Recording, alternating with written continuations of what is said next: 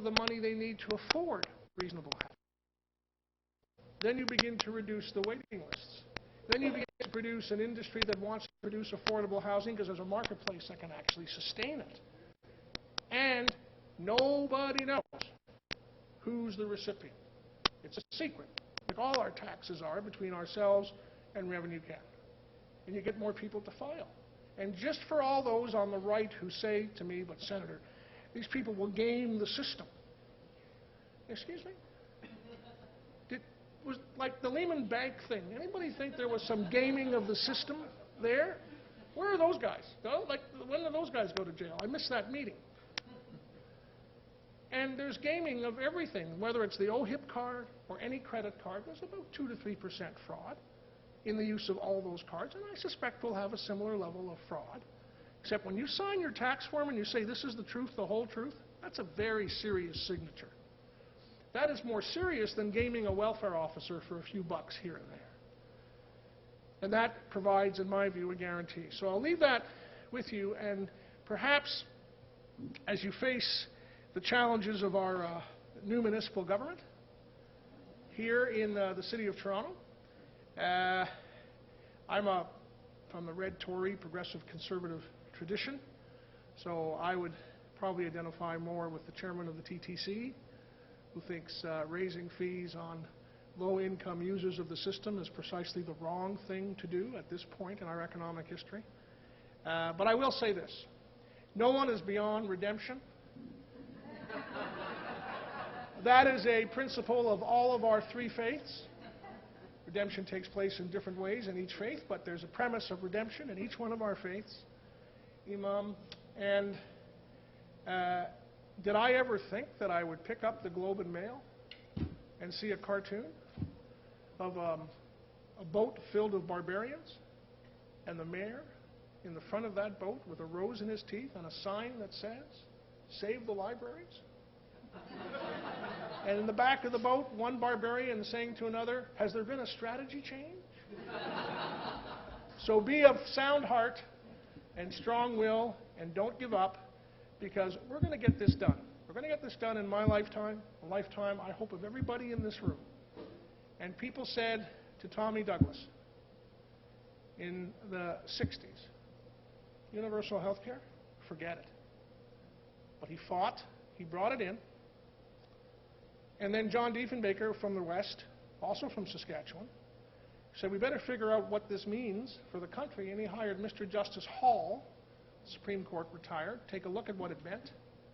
Mr. Hall did a report that said this was viable nationally. He didn't report to Diefenbaker. Diefenbaker was already defeated by Mike Pearson. Mike Pearson brought it in. And I explained to my American friends about universal health care. You see, it was started by a New Democrat. It was advanced by a conservative and put into place by a liberal. That's why we all agree. And we have to be the very same, my friends, on the eradication of poverty, because no free society, no society of enterprise and expansion and growth, as we've learned from our Scandinavian friends, can really achieve its best unless it has been able to winnow down those who are disadvantaged to become part of the broader economic universe and share, as they have the right to, in the wealth that we have generated for ourselves and for our future. God bless you all. Thank you very much.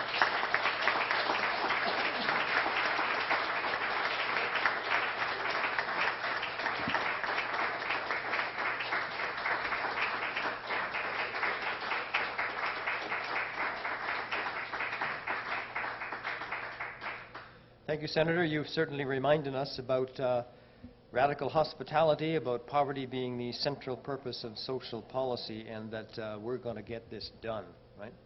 So we have time now for one or two questions, comments, and if you do have one, then you have to take the big stick here.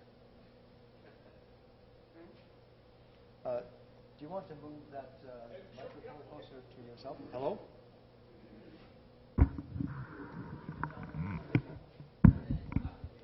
Hello. Hello. There we go. Make it brief, please. Sure. Hi, I'm Murray McAdam, and I coordinate our Anglican advocacy efforts around housing and poverty. And we were really margins, we educated our members, and we got some of our Anglican bishops to write a letter in support.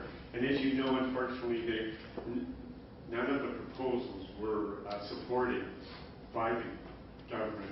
So I want to know your advice about how do we make sure your excellent report doesn't go the way of many others. How do we keep up the pressure in the months ahead? Murray, thank you for that question. I would say two things. The one recommendation that we did make in the report, which was to expand the WITB program, which is the Working Tax Benefit Program. And this is basically a program that says for low-income people who are working, they will get to keep more of their income, and therefore they have an incentive to stay in the workforce. That was the one thing that the minister did, in fact.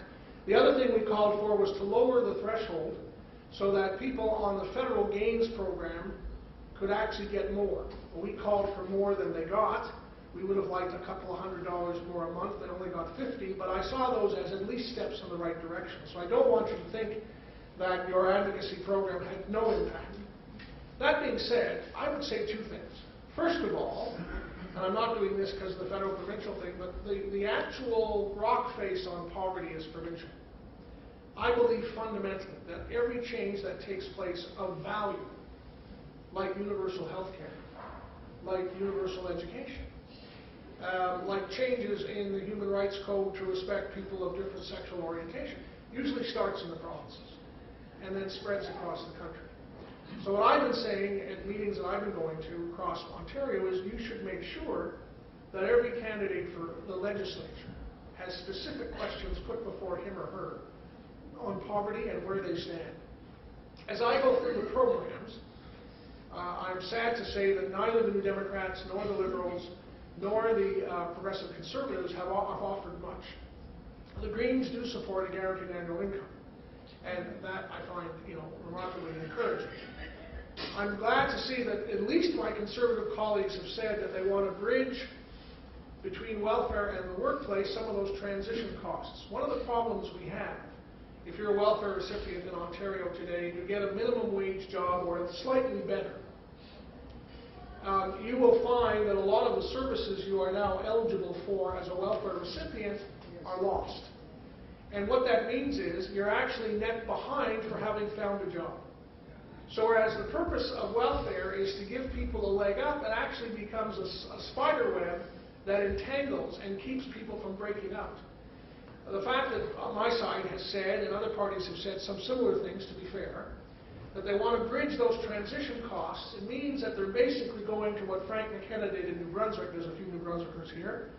What Frank McKenna did in New Brunswick was to say, when people leave welfare and get into the workplace, we will bridge their other supports for a period of 5 years, so they have some time to adjust and not have the rug pulled from under them while they're trying to make that transition. And the other thing I would recommend that you do, and if this is possible, I think it's really important, and I'll speak about the Conservatives from Ontario for a moment, because I know them well. In every one of those communities, there would be a vibrant Anglican parish or congregation, maybe even more than one. Personal visits with the MP in their constituency office or in Ottawa makes very good sense. And one of the things that I have found to be very effective in Ottawa, various organizations will have an Ottawa Day. Friends of Public Broadcasting, Canada Beef Farmers, you pick the group. And it's a combination of an event, plus they call and ask to call on MPs to come to their office and to make the case. I would like to think, and this might, I leave it to you to decide whether this is best done on a multi-faith basis or on a denominational basis. I can't think of any MP who would say I'm too busy to see a delegation led by either Anglican or Islamic or other clergymen from their riding and or the lay people from those congregations. Quite the contrary, I think they'd all want to, because they would know that people that committed are people who vote and put up lawn signs and have a view. The Sisters of Charity in Kingston have had a vigil every Friday on poverty, to their credit. And this year they did something I thought which was remarkable, and I don't think it in any way violates their vows in any way, shape, or form. They've created their own lawn sign. It says, "Vote to end poverty." So on my lawn, one will find a Tory lawn sign, because I'm a Tory, and another lawn sign that says, "Vote to end poverty." And I'm taking the view that every single candidate meeting in my constituency should have a delegation that asks the candidates, what are you going to do about poverty? And if your party, when you're elected, chooses not to do anything about poverty, what are you going to do about that?